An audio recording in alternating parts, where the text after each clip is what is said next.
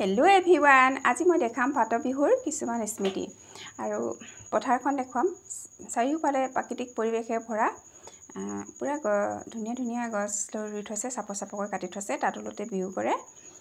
আৰু এখন মাৰ্কেট দিছিলে কাপোৰৰ কাৰণে, যি কাপোৰ বিচাৰে তাতে পায়। মুগা কাপোৰ, টচ কাপোৰ, গামোচা পুৰা এভেইলেবল আছিলে। ধুনীয়াকৈ আছিলে মাৰ্কেটখন। আৰু এইবিলাক মানে কিবা কিবি বাঁহী চাহী বিক্ৰী কৰি ফুৰা।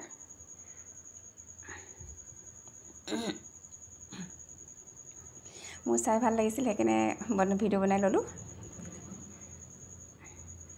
আৰু এয়া জেলেপি, কিবা কিবি মিঠাই, জেলেপিটো ভাল পাওঁ, জেলেপি কিনিমেই। আৰু এই ফুল ওলাইছিলে, বহুত ধুনীয়া ধুনীয়া ফুল ওলাইছিলে।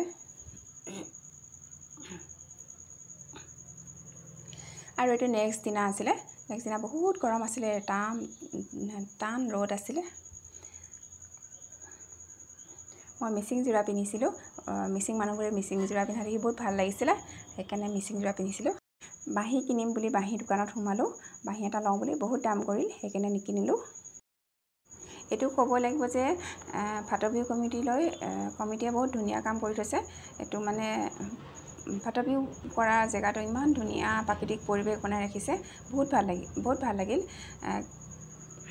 সঁচাই অতি মনোৰম কৈছোঁ নহয়। বহুত ধুনীয়া, জেগাটো ধুনীয়া কৰি ৰাখিছে, পুৰা গছ গছনিয়ে পুৰা প্ৰাকৃতিক পৰিৱেশ।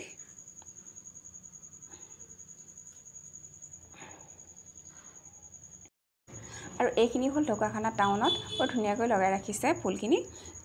মোৰ ভিডিঅ'টো ভাল লাগিলে লাইক এণ্ড ছাবস্ক্ৰাইব কৰি দিব।